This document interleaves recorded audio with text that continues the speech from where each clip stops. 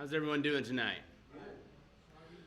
Soggy, right? I know. I'm tired of the rain, but I know we need it, and should be thankful for it. But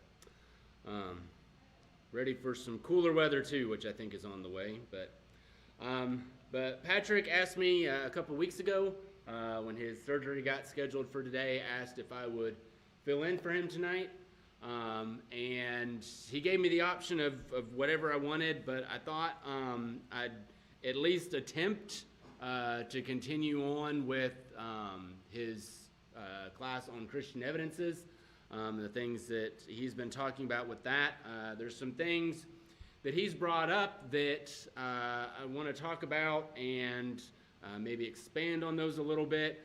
And then there's some other things I want to look at. I've actually, as you can tell, we've got a video pulled up here. Those of you that don't know, that's Kyle Butt, who works with Apologetics Press, which is a great organization in the Brotherhood that does a lot of work on Christian evidences. Their website is chock full of resources on just about anything you could imagine. So we're going to watch a little bit of this video. There's about 25 minutes left on that video. I've skipped kind of the intro part that he had at the beginning of this. There's about 25 minutes left on it. I don't know that we'll watch all that 25 minutes. It kind of depends on how long we talk about some other things and when we get started on the video. So the first thing I wanted to talk about is something that Patrick has mentioned a couple of times already, multiple times, about the second law of thermodynamics. If you remember, we've discussed this. The other term that it's known by is entropy. And it's an established law of science, established law of thermodynamics. Thermodynamics is basically the study of energy and heat and how it's used, how it's transferred, how all these different things that can be done with it. Talk a lot about gases and all these different things. Had to sit through 2 different classes of it in college. But it's an interesting premise. It's an interesting idea, and it basically it starts off with the idea of that there is or what's called the conservation of mass energy. It's this other idea in science, this law of science. Basically meaning that in the known universe, what we can observe, what we can study, what we know, there is a finite amount of matter and energy. And what the second law of thermodynamics tells us is that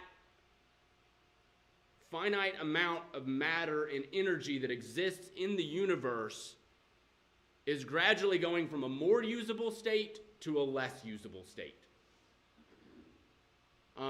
That over time, the energy that exists, the energy that we have available to us, becomes less and less usable.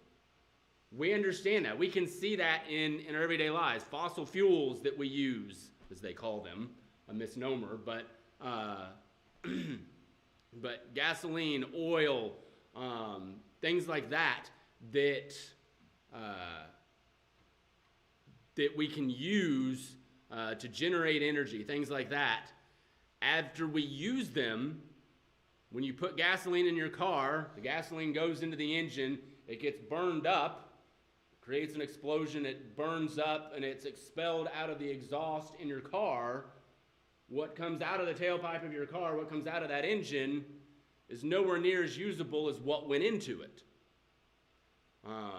It's transferred into heat that's then dissipated into the world. It's transferred into the exhaust fumes and all these different things. And so And there's lots of different examples we can talk about with that. And so, we look at it and it makes sense from that it shows us that evolution doesn't make sense. That evolution is this idea of going from something very simple to something very complex. Now, when we're talking about the second law of thermodynamics, it's not talking about things in a biological sense. It's talking about matter and energy and things like that. So there is some difference there. But when we think about this idea that the amount of energy in the universe, what we can know, what we can observe, is fixed, and we know that it's going from a more usable state to a less usable state, which means at some point in time, it was in a very usable, ordered state, and we've slowly been ticking down from there ever since. When I was taking thermodynamics classes in college, when I was at Auburn, I actually had my professor who was teaching the class. We were on the chapters where we're discussing this concept of entropy and the second law of thermodynamics. And he starts talking about this and this idea that we're going from more usable to less usable and ordered state to disordered state and all of this stuff. And so he gets to this point and he says, so at some point back in time, back in history, we had this very ordered state and we're going down from that now. And he just kind of stops and looks at the class and goes, so where do you think that order came from? And then he just goes on and continues with his lecture.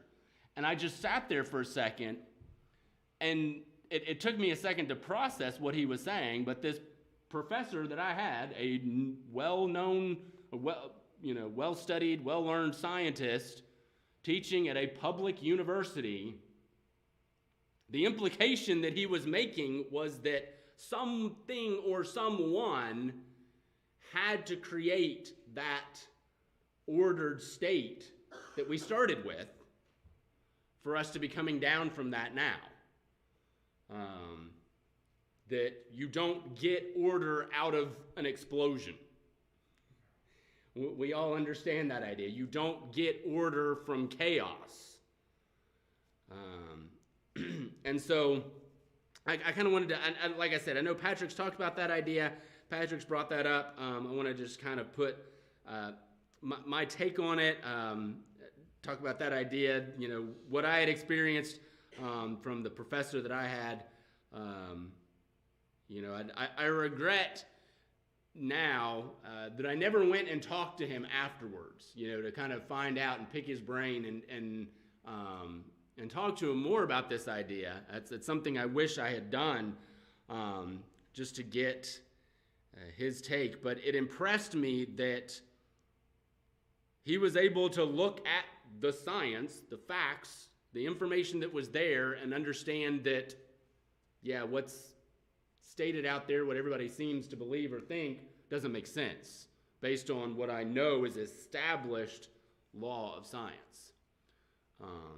Part of it too, part of this idea of entropy, we keep calling it entropy. Entropy is basically what they call how you measure how disordered a state is, or an environment, a closed system as they talk about it in science. So it's this idea that the more entropy there is in a system, the more disorganized it is. And so, I just lost my train of thought of where I was going with that. Sorry.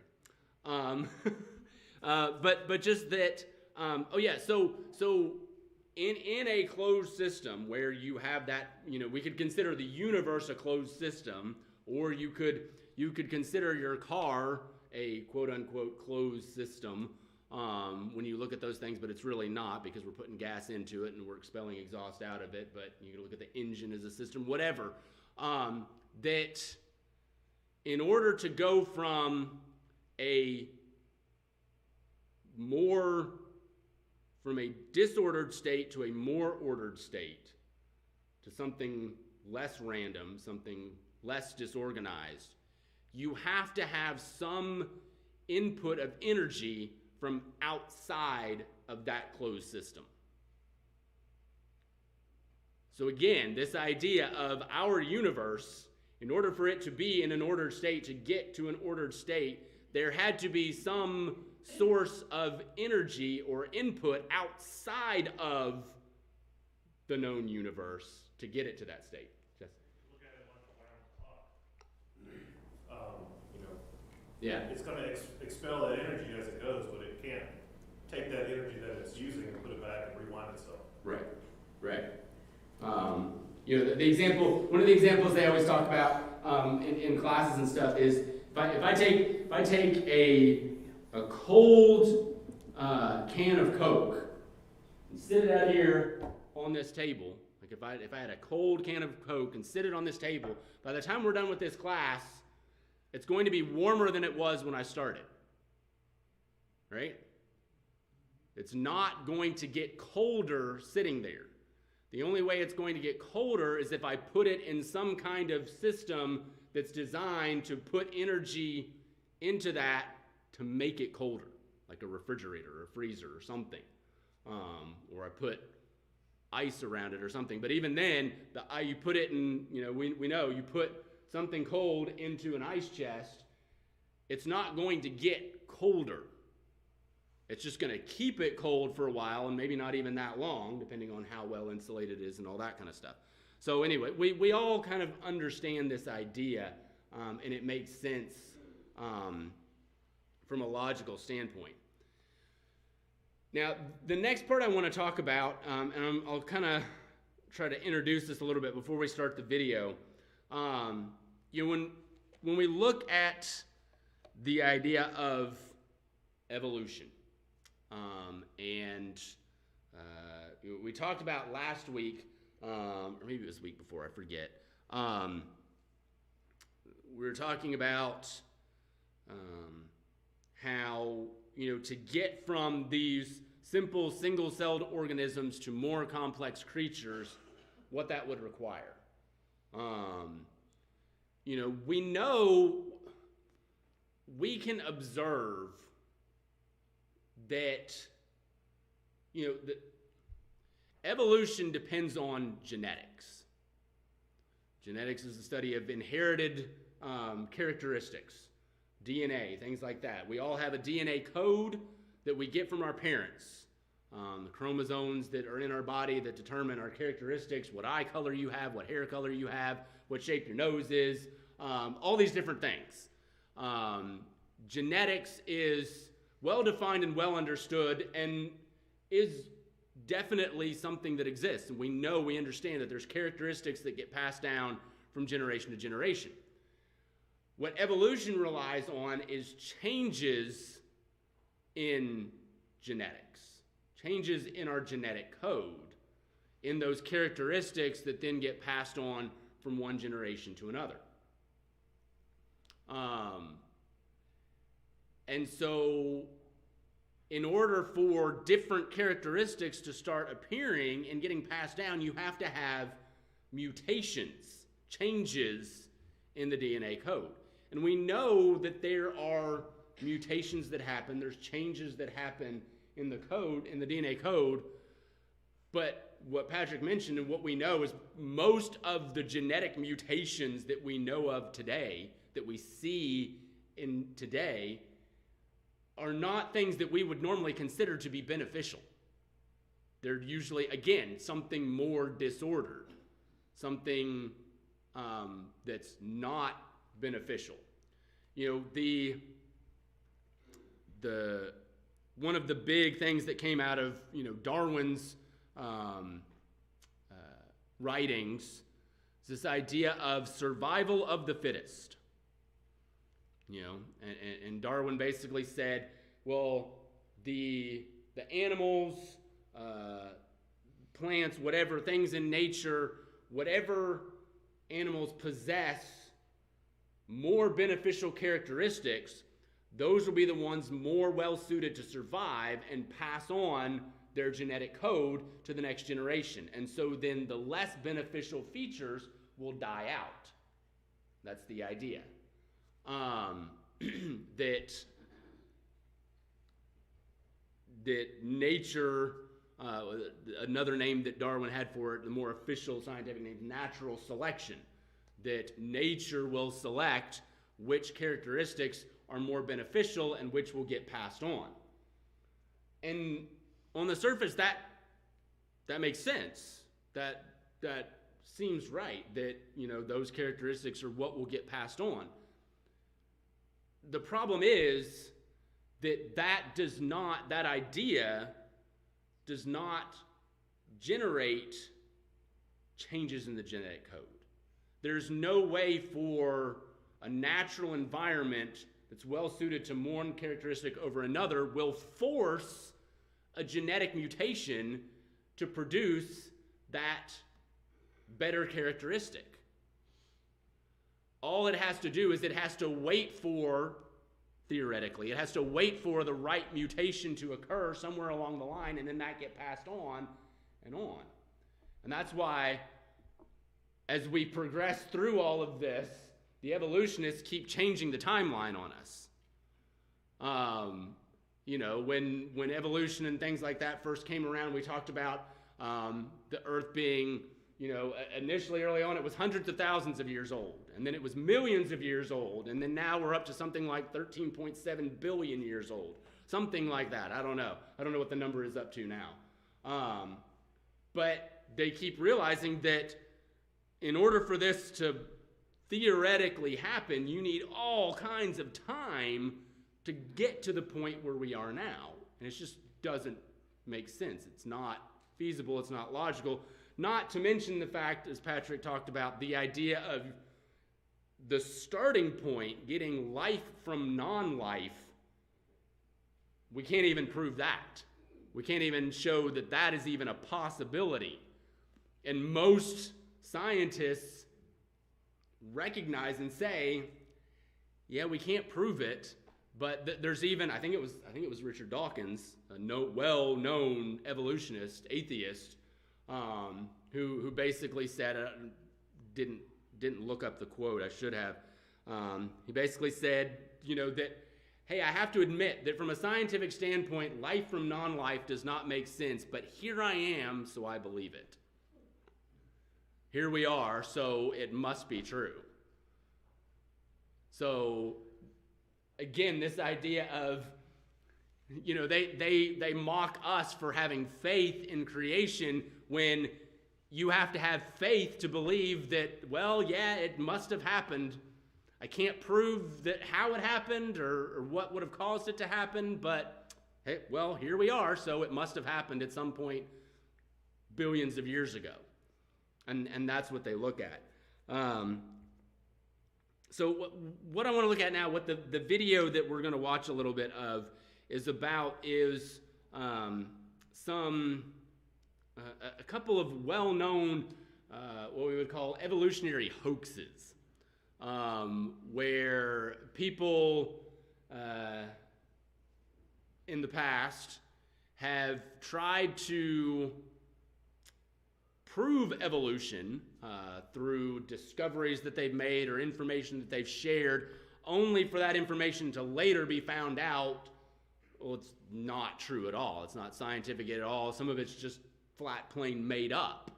But they said, oh, well, we just use it to, you know, illustrate the points of what evolution is. But anyway, we'll go ahead, Ronnie, we'll go ahead and start the video at this point, and I'll just let you know when to stop it. Fact of evolution that is nothing of the sort. You are seeing on your screen two pictures, one of a dark colored English peppered moth, one of a light colored English peppered moth. This is presented in many textbooks as an example of evolution taking place so that you can see it. And here's how the scenario supposedly goes. Before the Industrial Revolution, when there were light-colored lichens that grew on tree trunks, then the moth population was 95% light-colored because they blended in with the lichens on the tree trunks. And the moth population was 5% dark-colored because they didn't blend in. And the idea was, if you are a bird and you approach a tree and there's a dark colored moth that doesn't blend in with the tree and there's a light colored moth that does, which one will you eat? Well, obviously, you'll eat the one that is not camouflaged, that doesn't blend in. You'll eat the black, darker colored moth, and that's why there were only 5% of those. Well, they said after the Industrial Revolution, when soot and smoke were dumped into the atmosphere, the lichens were killed, and the tree trunks on which these English peppered moths land turned black and dark. And guess what happened to the English peppered moth population? Well, it shifted so that 95% of the English peppered moths were the new darker colored, not a new color necessarily, but just a greater percentage of them, and only 5% were the lighter color. And they said this is an example of evolution in action. In fact, some of them said it's the best example of evolution that we've got. Don't think that this is not used often in textbooks. This is a textbook that Eric Lyons showed you in a previous lecture, Evolution Change Over Time. On page 61, I want to read to you the statement made about the English peppered moth, and there are two pictures similar to the ones on your screen, and here's the statement made. After the start of the Industrial Revolution, the light gray bark of trees was darkened by the soot from factories. In each photograph, which peppered moth would most likely be noticed by a hungry bird? Now, think about that. Is this an example of evolution in action? Some people say it's one of the best ones we've got. All right? Now, we're going to do some critical thinking. I know that if you do some critical thinking, it's not what people want you to do in regard to stuff that supposedly proves evolution. Before the Industrial Revolution, you had the genetic components and makeup that would produce in the English peppered moth two variations, light colored and dark colored. After the Industrial Revolution, you had the genetic makeup and components that would produce in the English peppered moth two variations, dark colored and light colored.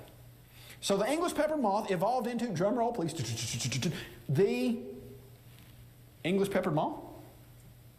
Did it evolve into half moth, half bird? Did it evolve into a moth with half wings and some scales? No. It evolved into nothing. It evolved from the English peppered moth into the English peppered moth. It didn't evolve anywhere. It started the English peppered moth and it ended the English peppered moth. But that's not what's so disturbing about this particular illustration. What's so disturbing about this particular illustration is that English peppered moths, they don't land on tree trunks. They've been studying for 40 years. From what I can ascertain, they've only ever found 2 on tree trunks. Now, the pictures that you see in the textbooks are of English peppered moths on tree trunks. The caption that I just read talked about the English peppered moths being on tree trunks. How did the English peppered moths get on the tree trunks in the pictures in the textbooks that are used all over the country? Oh, they pinned some of them there, or they caught them and artificially placed them on the trees. You see, English peppered moths move at night, and they land under the leaves of trees and not on the tree trunks. Well, you would like to think, okay, maybe the textbook writers and the people who are putting these pictures in didn't know this information. Maybe it was inadvertently put in there, although they just weren't aware of it. No, it's not the case. If you'll look at the bottom of your screen, you'll realize that the quotes I'm about to read to you are from Bob Ritter, a Canadian textbook writer who knew that the English peppered moth's pictures were staged. Here's what he says. He says, well, you got to look at the audience. I mean, how convoluted do you want to make it for a first-time learner? Then he says, the advantage of this example of natural selection is that it's extremely visual. Now, stop right there. Suppose I've got a theory. Oh, it's my little pet theory, and I believe that it really happened. I believe that white cows, when they eat green grass, grow purple spots. And I say, guys, I've got a theory. What do you think of it? You say, Kyle, well, we'd have to see some evidence for that. And I said, well, of course, everyone needs evidence to back up a theory. So I said, just go outside with me and look at this herd of white cows that I have.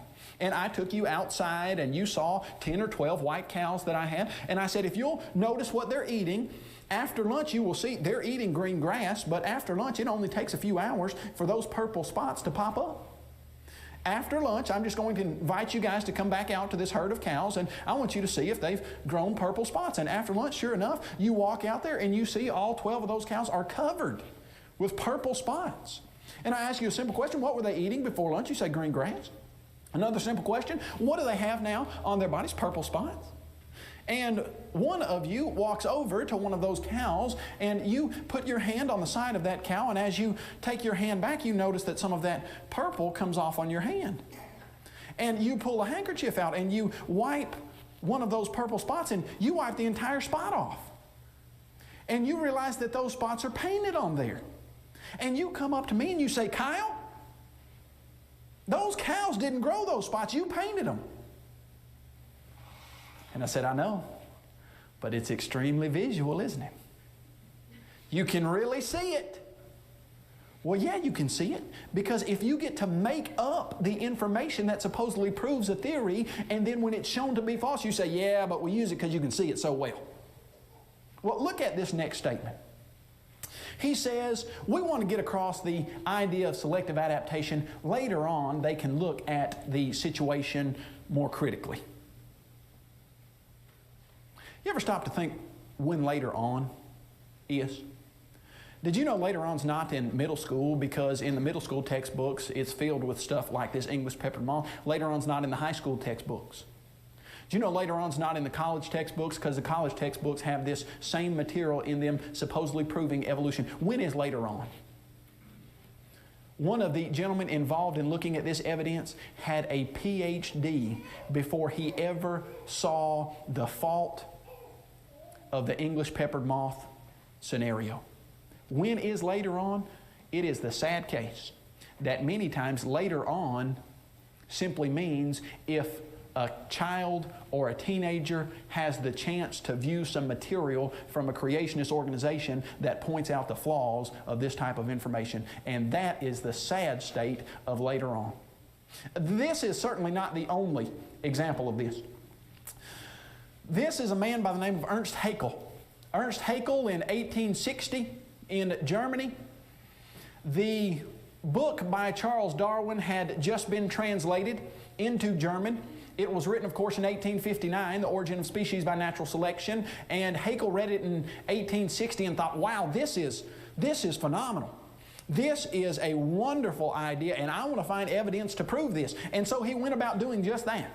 He went about searching for evidence that he thought proved evolution, and he came up with this idea that there was evidence that proved evolution. He said you can look at an embryo of an organism and you can watch it trace its evolutionary history. And he came up with a term for this. He said ontogeny recapitulates phylogeny. And the students that would come into his class would sit and listen in awe as he would say, class, I would like to show you one of the most profound evidences that prove evolution. Ontogeny recapitulates phylogeny. And his students would say, wow, did you know ontogeny recapitulates phylogeny? What in the world does that mean? Well, that's a good question. It means that the stages that an embryo goes through, its ontogeny, replays or repeats its evolutionary history, its phylogeny. Here's what it means in a nutshell. You can watch a human embryo, and it will start as a single-celled organism, and then it will change into something like a fish, and then it will change into something like a lizard, and then it will change into something like a mammal, and eventually come into the human state that it is going to have. And they said, Haeckel, what's the evidence for this? And he said, well, let me show you some pictures. And here they are. These are the pictures that Haeckel drew. Now, what I want you to understand is that these are not an isolated case used in some obscure textbook somewhere that we are pulling out of the air, out of the back shelf. This is standard evolutionary fare. It's right here on page, let's see, of this book. You can find it. Same pictures. Let me read to you the caption. The embryos of vastly different animals look quite similar during the earliest stages of development. These similarities in development hint at genes inherited from a common ancestor. He said, yeah, look at the top row of those embryos. They've all got gill slits. That's the fish stage. And then he said, if you look at how closely they resemble each other, he says, friends, that is evolution in action. He only had one problem. Those weren't really pictures of the embryos. Some of them he drew from memory, and some of them he would draw a single embryo and name it 3 different things: a chicken, a dog, a pig. Well, the people who actually studied embryos and saw what they looked like said, Haeckel, these aren't real embryos. These aren't really pictures of embryos. You know what he said? Yeah, that's true. They're not really. And in the 1870s, this information was disproven. And yet in 1999, it was used in the University of Western Florida's science textbook. I recently delivered a lecture similar to this in a school situation, and the teacher who had invited me had gone to the University of Western Florida and used that very textbook, in which Haeckel's embryos are pictured as proof of evolution. Let me read to you a statement by Stephen Jay Gould. He wrote this statement in a magazine called Natural History, a very prominent, prevalent, distributed magazine. He wrote an article titled Atrocious. And in this article, he is describing some things that happen in science that he believes are atrocious. And guess what one of those things is?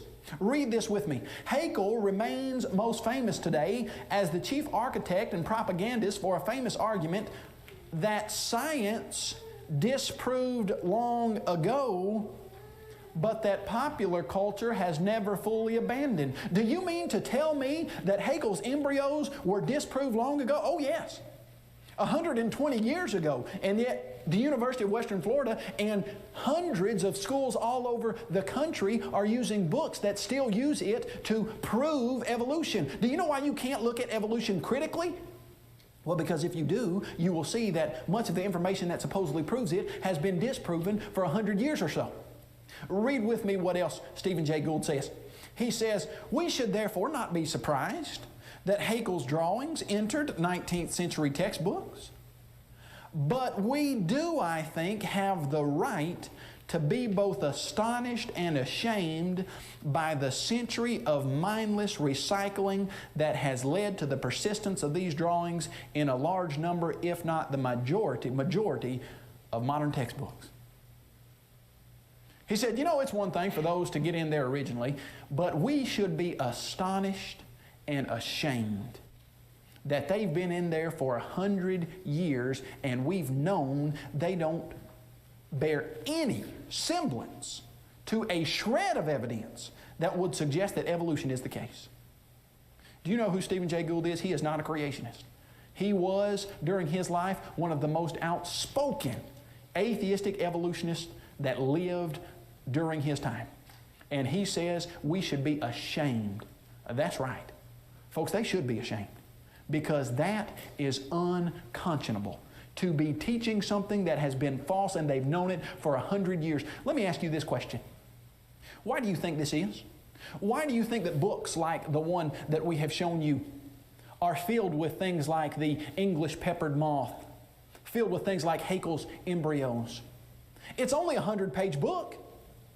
Do you know why it's filled with information like this? Because if it weren't, it'd be a 3-page book.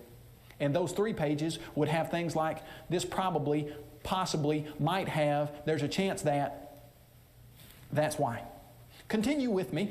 These are books that have used Haeckel's Embryos to Teach Evolution, South Huntington School District Honors Biology in Huntington Station, New York. The 1999, maybe this is hitting a little closer to home, Texas Board of Education adopted this book for the entire state, and it uses Haeckel's Embryos as evidence for evolution.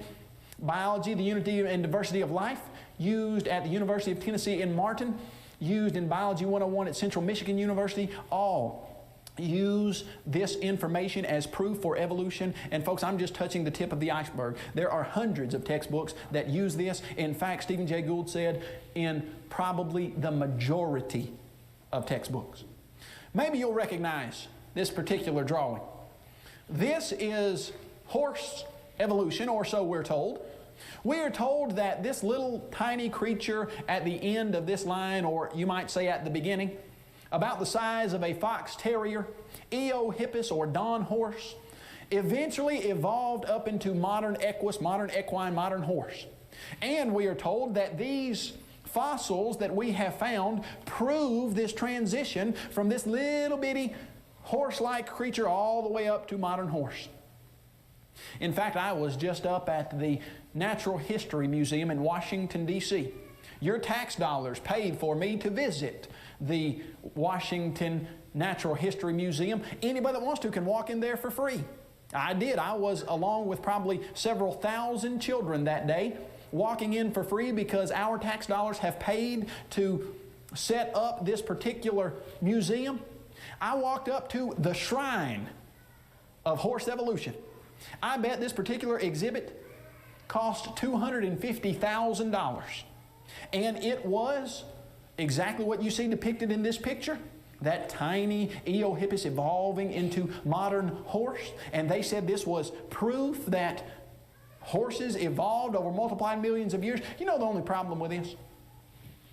The only problem with this is the evolutionists themselves admit that this is not the case.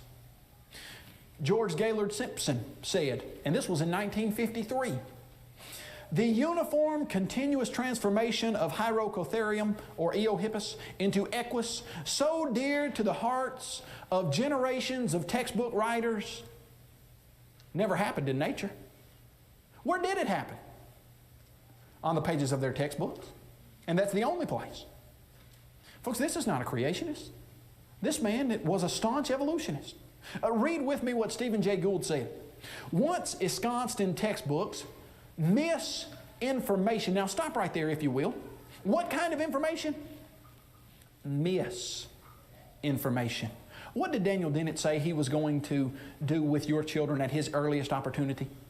He said he was going to disabuse them of the idea that creation is true, and he was going to tell them that anyone who teaches their children creation is spreading falsehoods.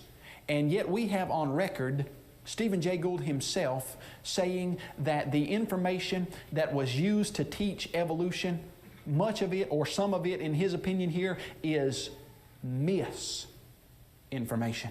Now continue with me. He says, it becomes cocooned and effectively permanent because, as stated above, textbooks copy from previous text. I've written 2 essays on this lamentable practice. One on the amusingly perennial description of the Eohippus or Don horse as the size of a fox terrier, even though most authors, including yours truly, have no idea of the dimensions of the breed. Here's what angers me about Stephen Jay Gould's statement. Look how he approaches this. The amusingly perennial idea. Is it amusing to you that someone would know for 50 years that a piece of evidence is false and still use it to tell a child that his parent is a liar? Is that funny to you? Because it's not funny to me. It's not amusing to me that this misinformation has become cocooned in these textbooks and is used to propagate evolution even though we've known it's false for 50 years. That's not funny to me. And I think something needs to be done about it. And what needs to be done is people need to have the opportunity to look at this information or misinformation with an open mind and to study it carefully and to consider it critically. This particular creature is supposed to be, his name means the basal root ancestor, Ardipithecus ramidus cadaba. He was on the front of Time magazine. And he was said to be the basal root ancestor, and what that means is an ancestor to humans that was almost the very first, right at the base, right at the root of the tree. Well, they said about this particular creature, well, we found about 11 bone fragments from 5 different individuals. So you're averaging about 2 bone fragments per individual. And then they said, now researchers haven't found enough bone fragments to reconstruct what Ardipithecus ramidus kadabra looked like. Well, I wish they would have told that to the Time magazine article illustrator, because it sure looks like on the cover of Time magazine, they feel like they've got a pretty good idea of what he looked like. In fact, he's staring at you knowingly and intelligently through the underbrush there, isn't he? Oh, and yet they say to us, they found a single toe bone, and they have a huge picture of the toe bone in their article, and they say this toe bone proves that the creature walked upright. Now, there are a lot of things that would have to be involved for a creature to walk upright. His hips would have to be placed correctly. His leg bones would have to be the proper stature and size and dimensions. All kinds of things would need to be in place, and it would be hard to tell from a toe bone if a creature walked upright or not, but that's not what's most disturbing to me about this particular find. This toe bone that they say proves that this creature walked upright, let me tell you what else they say about it. They say, oh, the toe bone? Well, it was separated in time by several 100,000 years, and it was found 10 miles away from the rest of them. Now, I don't agree at all with the evolutionary dating methods, but they said, we found 11 bones of 5 different specimens, averaging about 2 bones per specimen. And we found a toe bone after we got in our car and drove for 10 minutes at 60 miles an hour and got out, stuck a shovel in the ground, pulled out a toe bone that wasn't connected in any way to the other bones that we found. In fact, so much was not connected that we dated it several 100,000 years separate. But this toe bone is what proves that whatever creature had those 11 other specimens walked on 2 legs upright. Now, is that good science to you? I certainly think you'll see that it is not. You might recall Piltdown Man. In 1912, Piltdown Man was hailed as the missing link. We were told in 1912 that this was evident. Yeah, there's a few more minutes left on that, but I just wanted to kind of wrap up. I mean, you can see part of why I wanted to show this is he does such a good job of explaining the information, explaining, and I love how we can use even the evolutionists' own words. They admit that these things are incorrect, these things are wrong, but yet they continue to persist and they continue to form the basis of understanding that many kids have that eventually grow up to be scientists or teachers or whatever. And like he said, if you can get to be a PhD and never know that information was incorrect, then what does that say about the state of that education or that information? I meant to mention this before we started the video. At a church that Deanna and I went to before we moved here, we had a guest speaker that came and did some speaking about Christian evidences, and I can't remember his name now, that came and spoke, but he had several degrees, lots of different things that he had studied, information that he had, and at one point early on in his life, he had studied biology and been at a university somewhere and was studying about biology and evolution and fossils and all of these things. And as part of this research he was doing, they had some fossils there that they were investigating and looking at.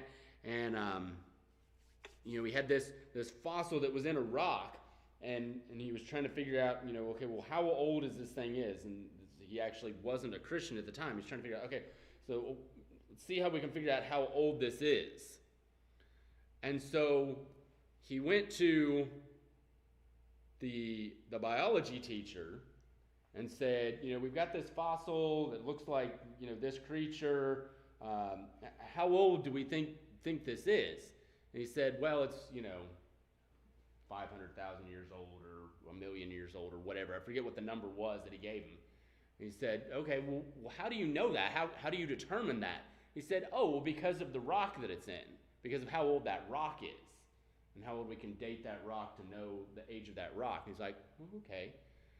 So he gets this idea, and he goes to the geology professor that studies rocks and studies all of these formations and how old they are and all these things. And he goes to the geology professor and he says, so how old is this rock that we've got here? And he looks at it and examines it, and he says, well, it's however many million years old. And it's the same number that the other professor gave him. Said it's, it's however many million years old. He says, well, how do you know that? And he says, because of the fossil that's in it. And it was at that point that he kind of started questioning things. And that's kind of the circular logic, circular reasoning that they use sometimes. Well, it's, it has to be that old because that fossil's in it. Well, the fossil has to be old because it's in that rock, and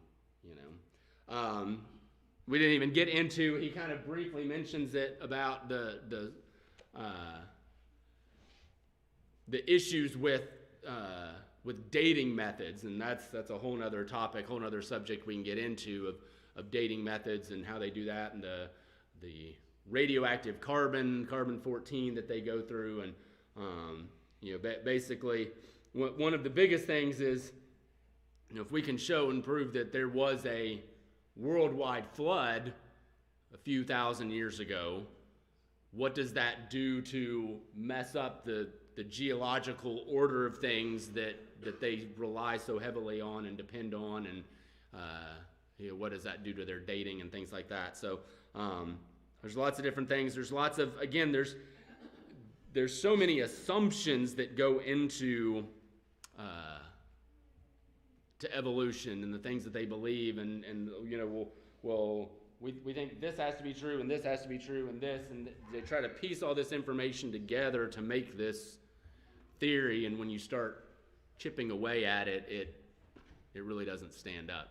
So I hope y'all got something out of that video. I think it's really interesting. Like I said, if you go to that video, you could see the Apologetics Press thing on there. It was actually on the World Video Bible School website, which is another website with lots of great resources and stuff. We've actually used their DVDs to distribute times before. So, but apologeticspress.com or WVBS, WorldVideoBibleSchool.com has lots of great resources. The Apologetics Press website has articles, they have videos, they have videos that are designed for kids on there as well that you can go and look at. So lots of great resources you can look at there. This is just one video that we can talk about. So, all right. Daniel, do you have invitation song? 844. 844 will be the invitation song here in just a minute. So we're waiting for all the kids to come up.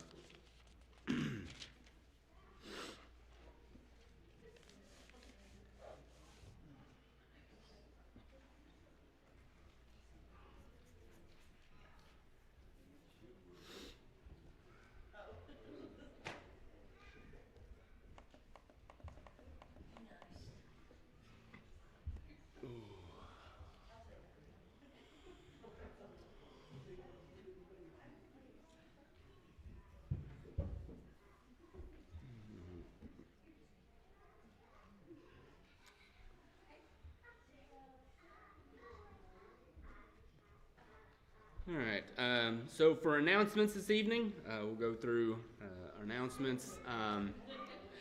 Want to offer our congratulations to Zach Weaver. You can tell him congratulations when you see him next. He will be graduating tomorrow with a degree in civil engineering from Kennesaw State University, and has also been accepted to an online master's program from Purdue University. So it's online, so we won't have to be moving away. May have to go up there a few times, but we definitely want to congratulate him on his work that he's been doing.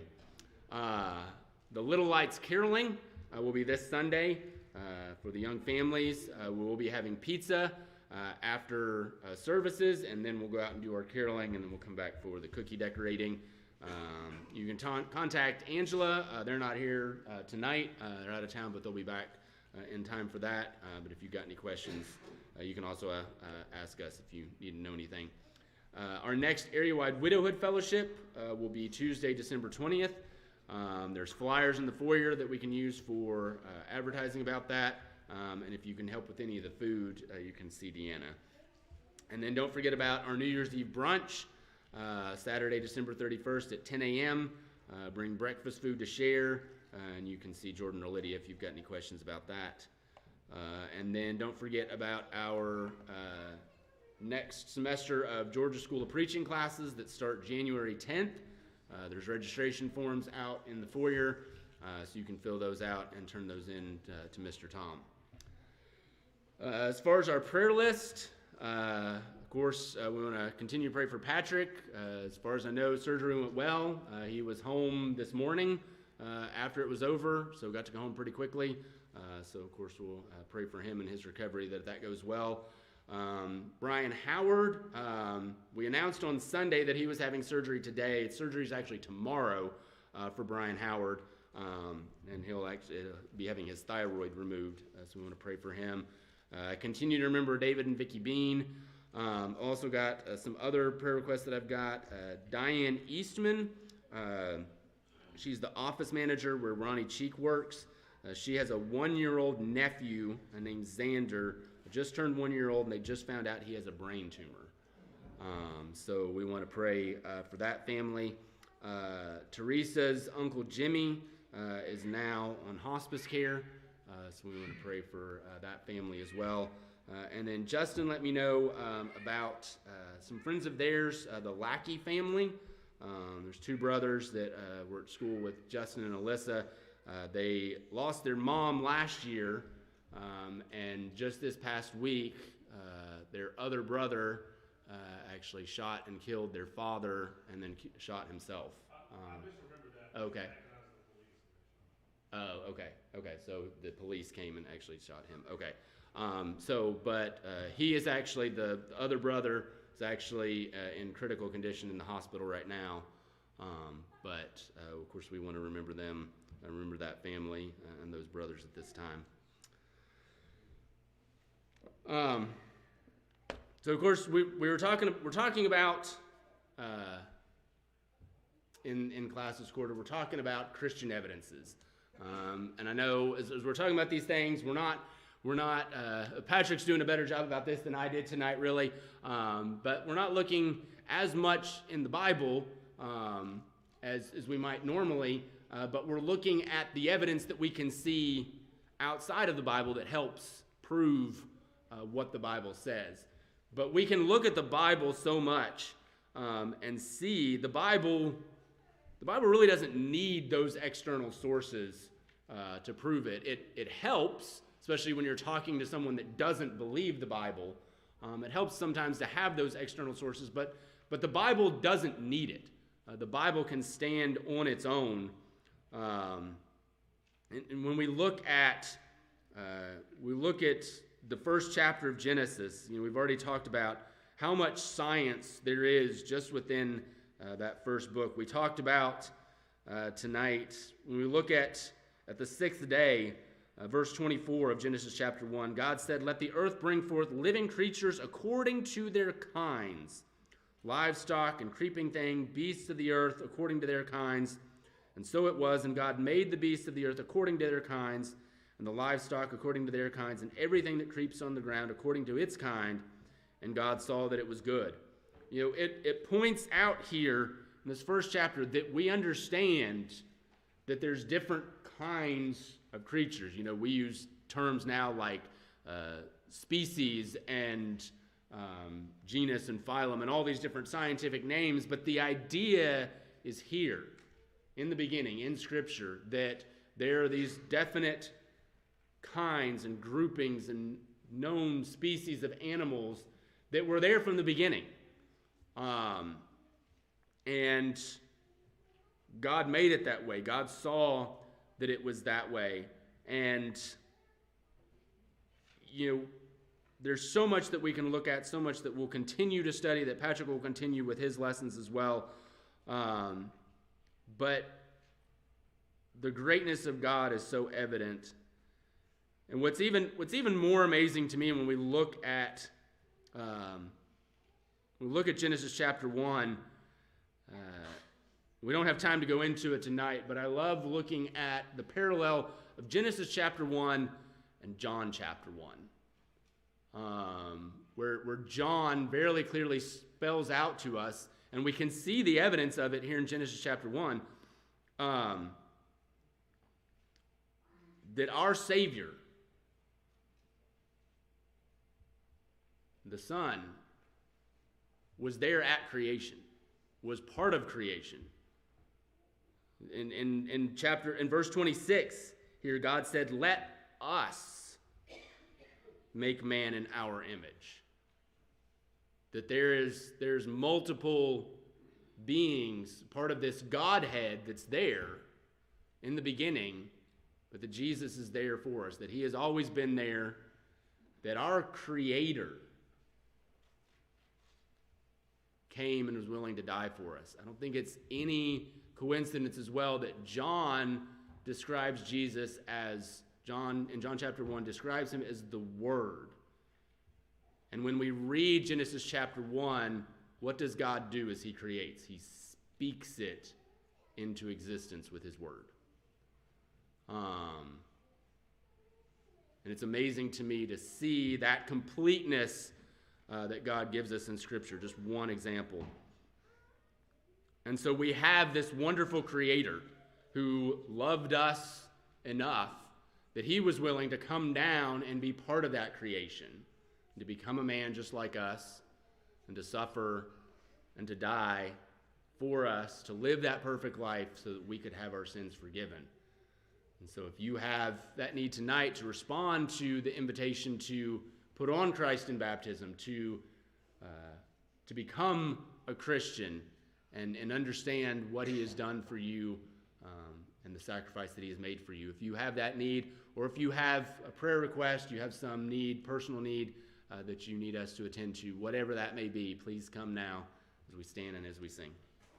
Hear the sweet voice of Jesus say, "Come unto me, I am the way. Pardon the loving call, obey. Come, for he loves you so.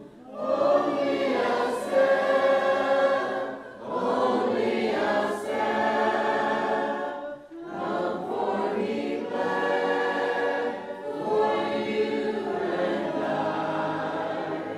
He's the same loving Savior yet. Jesus the crucified. Open for you a pearly gate. Loved ones for you, now watch and wait. Terrible thought to cry too late. Jesus, I come to thee. Only a step, only a step. Come, for he bled for you and I. He's the same loving Savior yet. Jesus the crucified.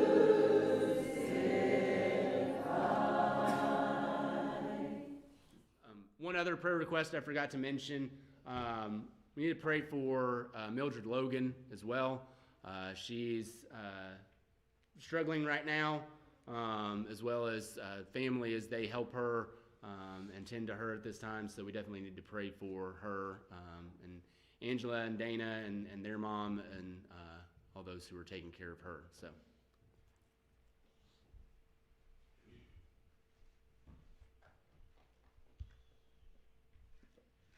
Before we go in prayer, I'd like to take this time to thank the church for their prayers and their thoughts and for reaching out to me. I've had a couple rough weeks with my health, and I just pray and hope it will get better. But this congregation, you show how much you love and you care for people. It's evident. And this is why I love you all so very much. Amen. And from knowing you for 30 plus years to maybe just a year, y'all are my family, and I thank you. And I just ask you keep doing what you do, because you all are blessed by God. Now let's go in Lord in prayer. Our dear Heavenly Father, we come here tonight to thank you for this opportunity to gather together and to worship you and to thank you for the things that you've given us and for the chance to be here. And thank you for Chris and his presentation tonight, and for the teachers, for our young ones, Lord Father, to teach them about Jesus and God and the things they need to be raised on and to learn. And Lord Father, be with Patrick and Miss Logan, Dana and Angela and Miss Nell Moore and the other ones who are sick and the ones that I may not know of or have forgotten about. And be with the ones who have lost loved ones and who are grieving, just to get them through this time. And Father, as always, be with the homeless. Be with the children that have nowhere to go. Father, take care of them and put your love around them and protect them. And Father, I ask you to be with each one of us as we travel home tonight to get us there safely. Father, for we thank you and we praise you and we ask these things in the name of your Son, Jesus' holy name. Amen.